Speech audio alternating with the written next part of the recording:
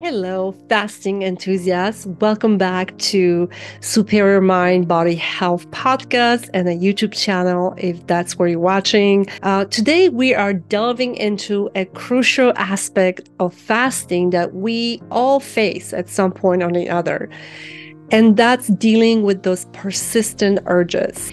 If you've ever found yourself kind of battling the desire to break your fast prematurely, stick around because we'll explore 5 effective tips to help you conquer those cravings. And don't forget to hit that subscribe button and ring the notification bell for more insightful content on fasting and well-being. Tip number 1. Keep yourself busy. I think this is probably like one of the more important tips. Our mind, when we fast, our minds are creatures of habit, especially when it comes to mealtime routines. And when you're fasting, that empty space in your mind, whenever you're supposed to eat your lunch or dinner, can be a breeding ground for craving. So what is the solution? So you have to fill that void with something else, with some other activity. And don't wait for that dinner time to come. Do it a little bit before that. You can do certain things, like I go for a walk during the dinner time or lunchtime. You can take a relaxing bath in the evening, or you can take a nap, whatever it is.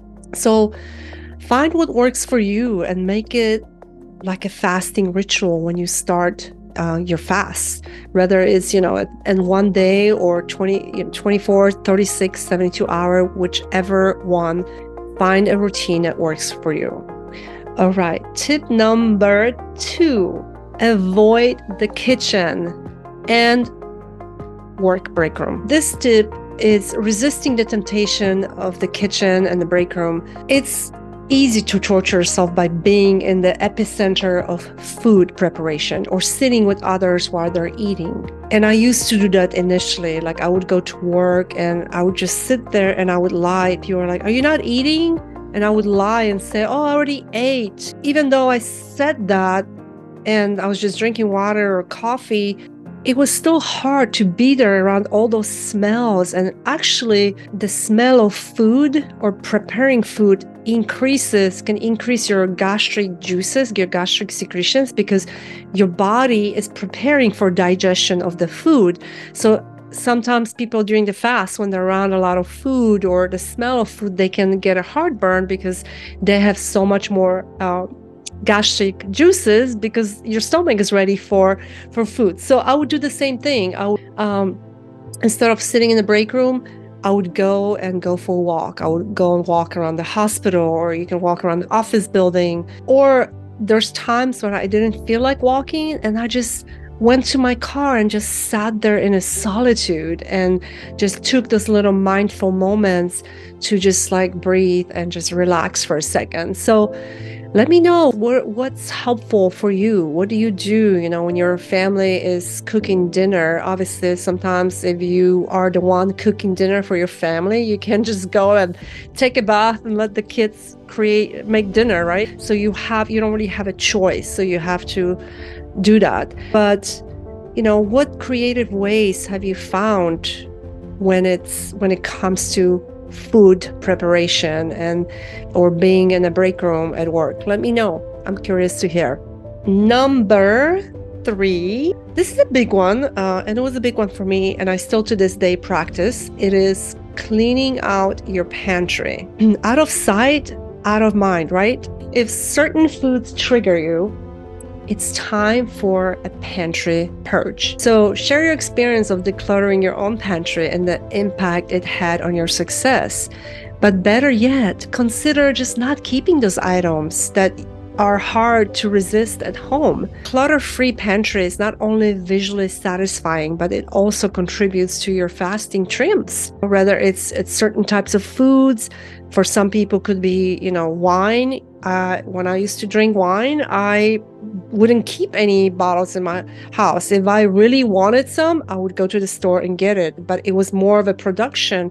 It took a lot longer to actually get in the car and drive and get it. Or if I was craving some chocolate, it would have to be so bad that I'm willing to get in the car in the evening and get it. But most likely those cravings for those trigger foods are not like typically in the middle of the day. They're in the evening, at night, like 7 p.m., 8 p.m., when I'm like, oh, I want some chips or some chocolate. So most likely, if it's just a craving, you're not going to get up and go get ice cream or chocolate at 8 p.m. But if you really need to, and if it's that strong of a craving, then fine, go get it, but make it a little bit harder for yourself so you're not just sitting there and torturing yourself or just grabbing it mindlessly from your pantry. What are we on? Number 4. Tip number 4, hydration and electrolytes. So our bodies are primarily water, and during fasting, staying hydrated is absolutely crucial. You can enhance your water with a little bit of electrolytes, even if it's just a bit of Himalayan or Celtic salt. It will help kind of curb your appetite. You can add some other electrolytes if you like. Just make sure there's no sugar or like dextrose and stuff in it. I have like my special little drink that I create when I'm fasting. It's a little bit of flavored electrolytes and a little bit of salt. Sometimes you can even add a little bit of lemon. If that works for you, you can add some mint leaves to your water, and that will help curb your appetite. Some people, if you are a coffee drinker, you can have a little bit of black coffee. I sometimes put a few drops of stevia, and it's important to not use the packets of stevia because a lot of times those have other additives in it, and the one in the liquid is pure stevia, and you literally need just a drop.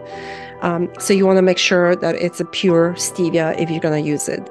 Black coffee, if that helps you, if you like creamier coffee, I know that's tough. I got myself off of cream and coffee, and I just drink it black if I really want it, just a little 1 cup in the morning. Number 5.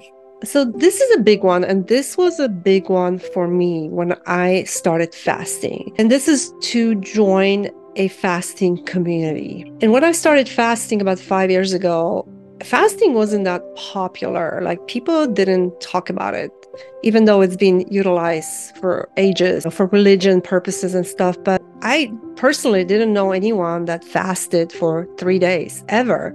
And I couldn't go and ask my family, hey, what do you think? Because they would laugh at me and they would think that I'm crazy. Joining a fasting community, or maybe a Facebook or a Telegram group, can be a total game changer, because that accountability and shared experiences with these groups create this supportive environment. And also when there's accountability, there's responsibility, right? And when there's no accountability, there's no responsibility. For me, I think when I first started, I joined like Dr. Pampa's Facebook group, and I was part of the Snake Diet Facebook group as well. And it was just helpful to see the posts. I actually made so many like close friends through the fasting community, and it was just inspiring. I was inspired to connect, and I still keep in touch with a lot of those people that I met back when I started fasting. Yeah.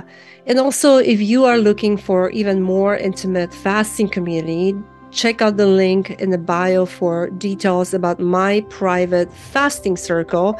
It's a small supportive community where you can get personalized support from me and from other members.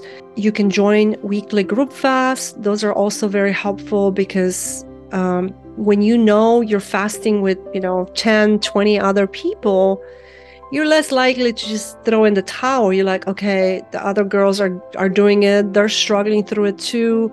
I can do it. So we all kind of push ourselves. Even myself, I love having this group of women that I fast with, and men too, because they help push me through. And when I know I'm leading a group fast, I'm more motivated to stick to it. And of course, we share a lot of helpful tips and just our experiences. So I hope these 5 tips were helpful. Remember, overcoming urges during fasting is a journey.